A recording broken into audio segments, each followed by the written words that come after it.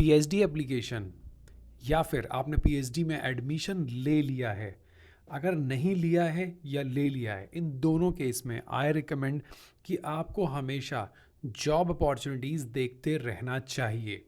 अगर आपको PhD drop भी करनी पड़े तो ड्रॉप करके भी आप दोबारा पीएचडी कर सकते हैं, ऐसे भी अपॉर्चुनिटीज़ होती हैं हर यूनिवर्सिटीज़ में। सो उसी के रिस्पेक्ट में एक जॉब एप्लीकेशन है ICMR, regional medical research centre. ये मैं क्यों शेयर कर रहा हूँ, बिकॉज इस टाइप की जो जॉब होती हैं, although they are not permanent, but these are the best centres in order to execute start your job. ये रीजनल सेंटर्स हैं इंडिया में, अलग अलग रीजन में सेंटर्स हैं। So this centre is in Dibrugarh. तो यहाँ पे दो एप्लीकेशन है, आईसीएमआर के बेस्ट सेंटर्स होते हैं।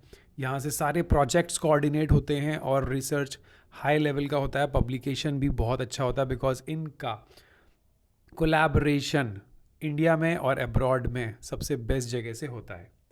सो द नोटिस बोर्ड पे अगर आप देखेंगे, so there are 2 applications for those who have completed their PhD. तो पीएचडी अगर आप कर रहे हो या करने वाले हो, तब भी आपको इस टाइप की जॉब के बारे में पता होना चाहिए, बिकॉज उसके बाद finally what you have to do, the job, the research job और अ कॉर्पोरेट जॉब। सो आपको जब तक नोटिफिकेशन और एलिजिबिलिटी नहीं पता होगी, then what you are doing, you are just wasting your time. आपको अपनी एलिजिबिलिटी क्रिएट करनी है पीएचडी में, ना कि पीएचडी ख़त्म होने के बाद। तो यहाँ दो जॉब एप्लीकेशन है, दोनों मैं देखता हूँ। एक है प्रोजेक्ट असिस्टेंट, जिसको बोलते हैं रिसर्च असिस्टेंटशिप, यहाँ बेस्ट है वो। और दूसरी जॉब है साइंटिस्ट सी की, नॉन मेडिकल। तो दोनों जॉब को देखते हैं। पहले देखते हैं जो मास्टर्स लेवल पे है। वॉक इन इंटरव्यू और रिटन टेस्ट कुछ भी हो सकता है, जनरली वॉक इन होगा। आईसीएमआर आरएमआरसी डिब्रूगढ़ के अंदर। Name of the project, position is project assistant, SC category की एक पोस्ट है।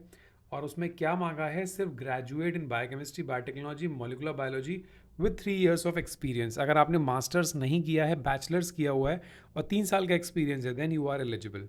दूसरी साइड, अगर आपके पास एक्सपीरियंस नहीं है, आपने बैचलर्स के साथ मास्टर्स कर रखा है, then also you are eligible. Desirable में ये होता है, आपके पास नहीं भी है तब भी आप एलिजिबल हो। Experience in bioinformatics, protein expression, gene cloning and protein purification. Age limit maximum 30 years, उसके ऊपर के लोग नहीं अप्लाई कर सकते हैं। रिलैक्सेशन एज पर कैटेगरी अभी कुछ नहीं दिया है। 31,000 is the salary monthly. Date of walk in is this. Second है प्रोजेक्ट टेक्निकल स्टाफ की, वहाँ 12th पास मांगा है। सो 12th पास और बीएससी। सो मैं ये इसलिए शेयर कर रहा हूँ, आप सिंपली इस पोस्ट को अप्लाई कर सकते हो। सिंपल इंस्ट्रक्शन है, सारे डिटेल आपको यहाँ पे पोस्ट करने हैं।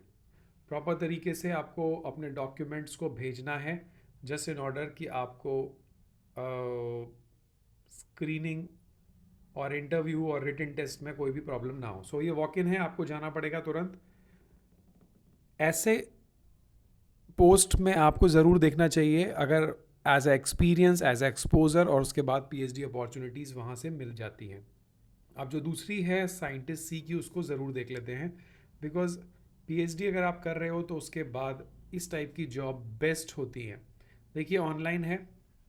Name of the project is comprehensive study on upper gastrointestinal cancer and nasopharyngeal cancer in north east India. ये सब बड़े बड़े प्रोजेक्ट चलते हैं आईसीएमआर के, और उस प्रोजेक्ट के अंदर आपको डायरेक्टली पोस्ट मिल रही है प्रोजेक्ट साइंटिस्ट सी की, नॉन मेडिकल। उसके अगर आप मास्टर्स हैं तो 4 साल का एक्सपीरियंस चाहिए, फर्स्ट क्लास मास्टर्स, और सेकंड क्लास मास्टर हैं तो पीएचडी और 4 साल का एक्सपीरियंस मिला के। So that is the eligibility. Desirable में है कि आपके पास ये मॉलिकुलर टेक्निक्स, कल्चर, बायोइन्फॉर्मेटिक्स की नॉलेज होना चाहिए, कंप्यूटर की नॉलेज होना चाहिए, एंड साइंटिफिक राइटिंग और पब्लिकेशंस होना चाहिए। एज मैक्सिमम 40 है, एंड जो सैलरी है दैट इज़ 51,000 प्लस एचआरए। ये आपको फॉर्म फिलअप करना है, सबमिट करना है, स्क्रीनिंग होगी, then they will call you for the interview. ये गूगल फॉर्म है।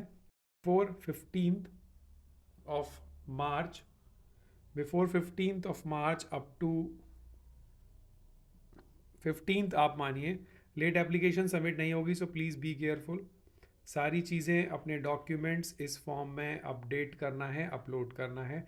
रिजर्वेशन वो लोग बताएंगे, टीएडीए नहीं मिलेगा जाने का, but these can be a good initiative, because ये सब सेंटर्स में हमेशा रेगुलर पोस्ट होती हैं, और ये जो प्रोजेक्ट्स होते हैं ये ऑनगोइंग होते हैं और वहाँ एंटर करने के बाद आपको आगे कुछ ज़्यादा नहीं सोचना होता, बिकॉज ये रिसर्च के हब है इंडिया के अंदर.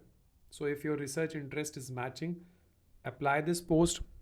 नहीं अप्लाई कर रहे हो तो एटलीस्ट एलिजिबिलिटी देखते रहो, जिससे जब आप पीएचडी ख़त्म करोगे तो आपको पता होना चाहिए कि इस टाइप की जॉब्स मेरे लिए नहीं है, तो कैसी जॉब आपके लिए है वो भी आपको पता होना चाहिए. So thank you for watching the video. I hope these type of notification will be useful for you. अगर आप चाहिए ऐसे नोटिफिकेशन तो प्लीज़ कमेंट भी, बिकॉज मुझे लगता है कि ये मास्टर से ही पता होना चाहिए कि मेरा आगे स्कोप क्या है. Thank you for watching. Subscribe ज़रूर कर देना.